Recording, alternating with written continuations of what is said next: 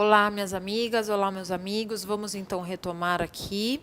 Espero que vocês tenham tomado uma água, dado uma esticada aí. Mas agora vamos retomar, vamos voltar aqui para o nosso segundo bloco, falando então sobre fontes do direito tributário.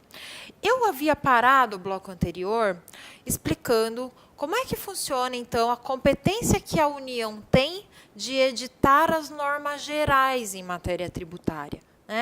O artigo 24 da Constituição ele é um artigo muito importante, inclusive porque ele não se dirige especificamente ao direito tributário.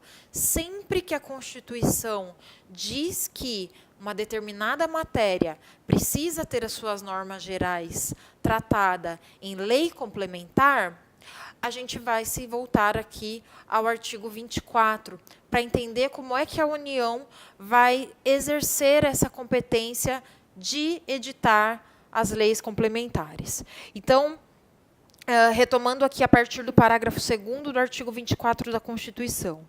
A competência da União para legislar sobre normas gerais não exclui a competência suplementar dos Estados. A competência suplementar diz respeito a completar, a complementar, a dizer aquilo que é importante para que o ente federativo, por exemplo, exerça a sua competência tributária e que a União não disse lá naquela lei nacional, aquela lei complementar nacional. Agora, muito importante, pessoal, parágrafo 3º.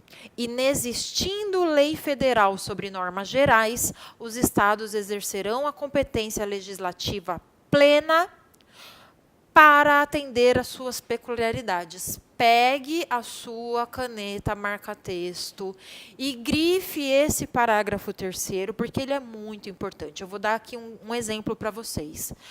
Vocês sabiam que o Código Tributário Nacional não trata do IPVA?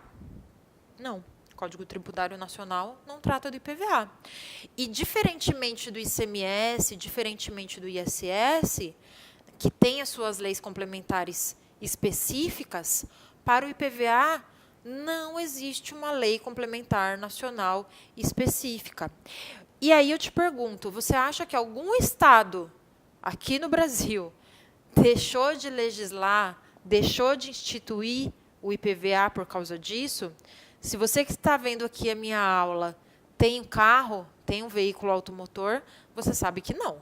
Você sabe que existe uma lei estadual instituindo o IPVA aí no seu estado.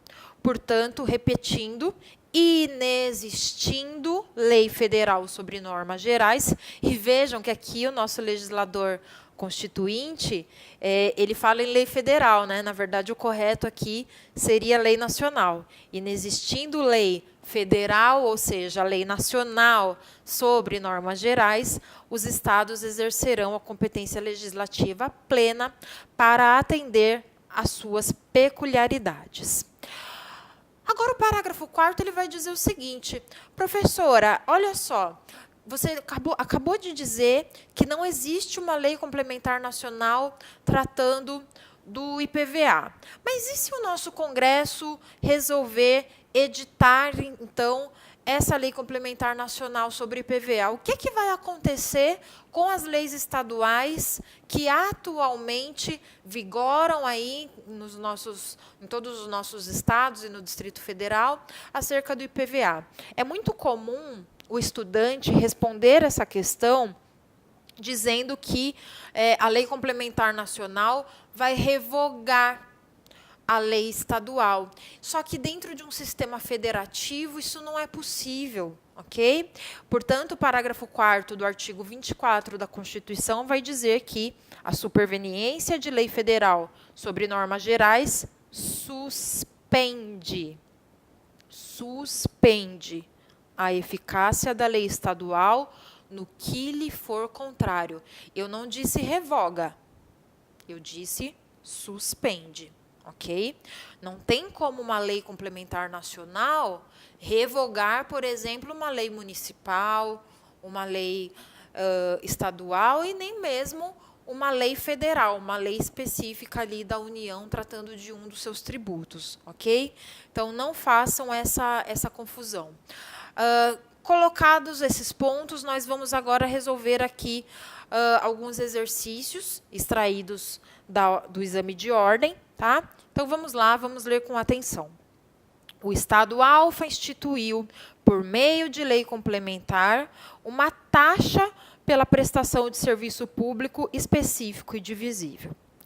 Posteriormente, a alíquota e a base de cálculo da taxa vêm a ser modificadas por meio de lei ordinária. Olha que situação delicada. Olha que situação delicada.